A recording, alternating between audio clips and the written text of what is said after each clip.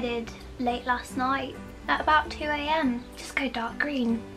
So I'm just putting the second coat of green on and I really love it. I was going to go for like more of a pastel green. The colour sort of came to me. I wanted like a rich and really deep foresty kind of green, really deep. So I just thought go for it. I've never painted any of my walls this dark before, so it's kind of new and exciting, but I'm really liking it.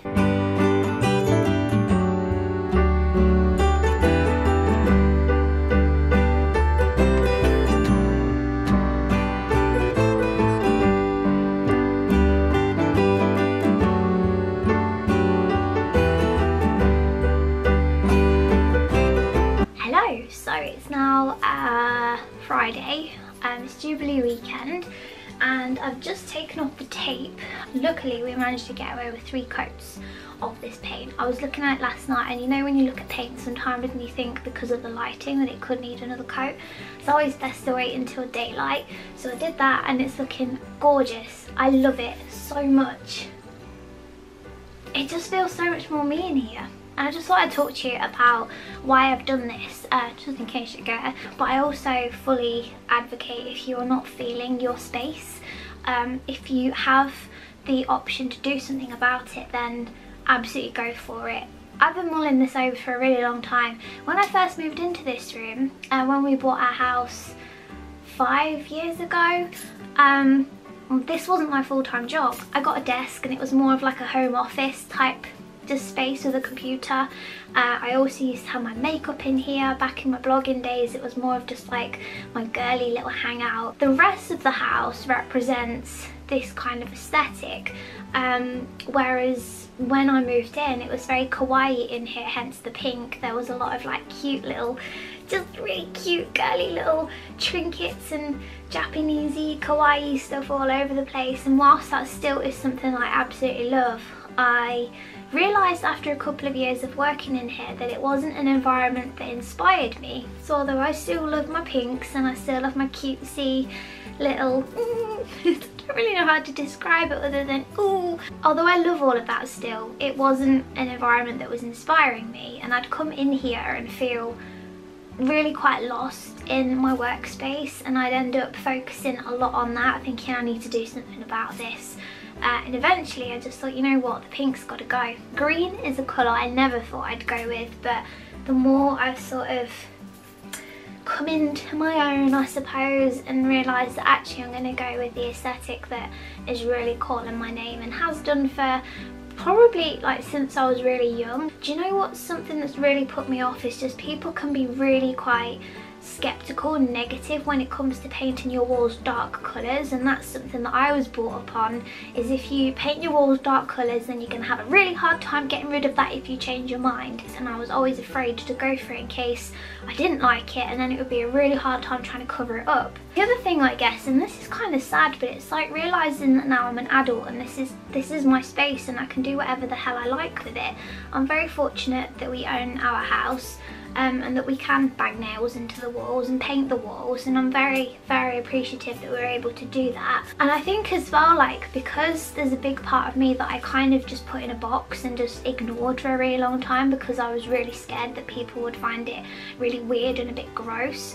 My patrons will know all about this because not so long ago I actually did like a collection video of all of my curios and oddities, but something you may not know about me is I like to collect dead things.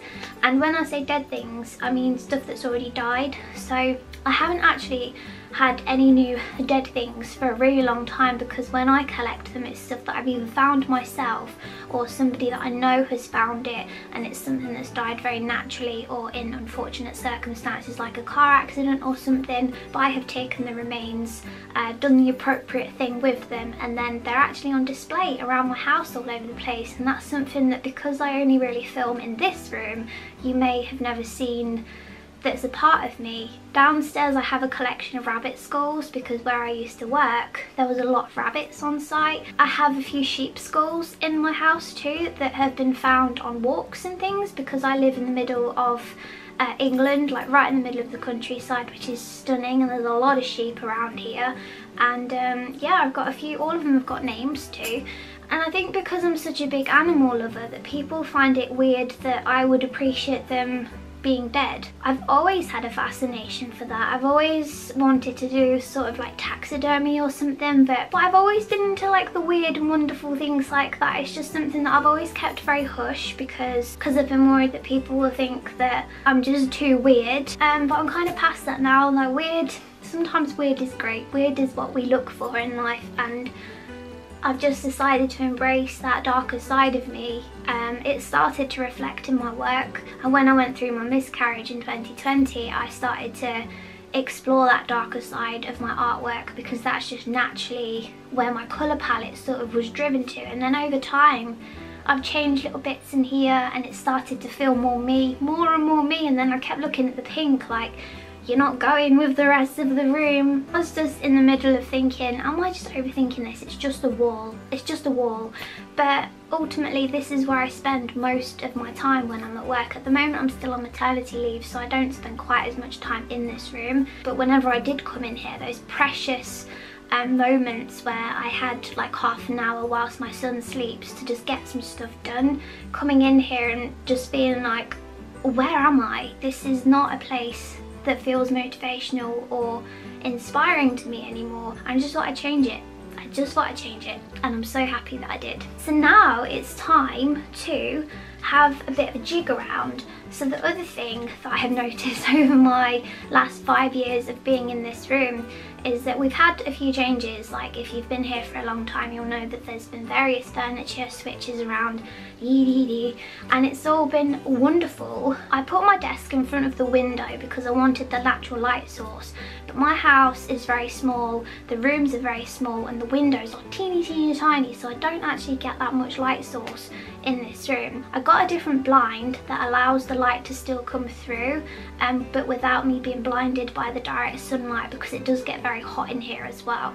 So now that I've got that blind, and if the blind's down I still get daylight and sunlight, I'm wondering whether it might be better to put my desk back against the other wall, so parallel to this one. I'm thinking as well of getting some new shelves. Been thinking about this a fair bit. I'm just relying on my dad at the moment to get them for me because they're from IKEA and they're quite long, because what I want to do is make the most of space going upwards and not outwards. That's how they're building houses these days. They're going up and not outwards. Because this room is so tiny, I'm trying to take advantage of the space going up and not out on the floor, which is something I've never done in this room, but I think it would improve space efficiency no end. So I'm just waiting until my dad can go to IKEA for me. He, bless him, he's offered to go and fetch them because they just won't fit in like tiny Fiat 500. But yeah, that's another thing that I'm hoping to do. So manage to actually get printers and things onto a shelf. So I need to get rid of the paint palette, give that a good clean. And just in case you're interested in the colours that I've used, the green is called Scottish Kilt and it's pretty accurate as well. So there it is. So just going back to what I said about dead things, I do have something absolutely stunning to show you. However, it is an insect. So if you don't like butterflies, moths, insects, you're a bit squeamish about that kind of thing, or just dead things in general, skip ahead. I'll put a timestamp down here. But this is something that I have wanted to show you all for so long, but I've been so scared that you'll be like, oh my god, she's officially lost it. But a couple of years ago now, one of my patrons, I think it might have been just before my Curio and Oddity video, I can't actually remember, but one of my patrons caught on to the fact that I love stuff like this, and a moth flew into her house and it wasn't very well, slash it had a damaged wing. I can't actually remember, but either way this moth flew in, but she tried to help it. She tried to send it on its merry way, try and like help it recover, but unfortunately it passed away in her house. And she asked me if I'd like to have it at mine to go in a frame so that it can remain stunning forever, and she was kind enough to ship it to me all the way from Kentucky, I think it was. So please don't worry, what we did was between us we researched any regulations between, like, you know, shipping stuff from country to country, because obviously there are things like diseases and things like that that you obviously don't want to be shipping from, you know, 2 different places. But everything was fine, and she was kind enough to ship me this thing, and it is absolutely beautiful and it's huge. Now, we don't get moths like this in this country. She was kind enough to kind of lay it out for me, so it is pinned, and it's been waiting all this time to go into a frame. I just don't dare touch it because it's so fragile that I don't want to cause any further damage to it, but it is one of the most stunning things I've ever seen in my entire life, and I'm thinking of popping it on display in here now. So going on the hunt for a frame for it, doing a bit of research on how best to frame this stunning creature and have it on display.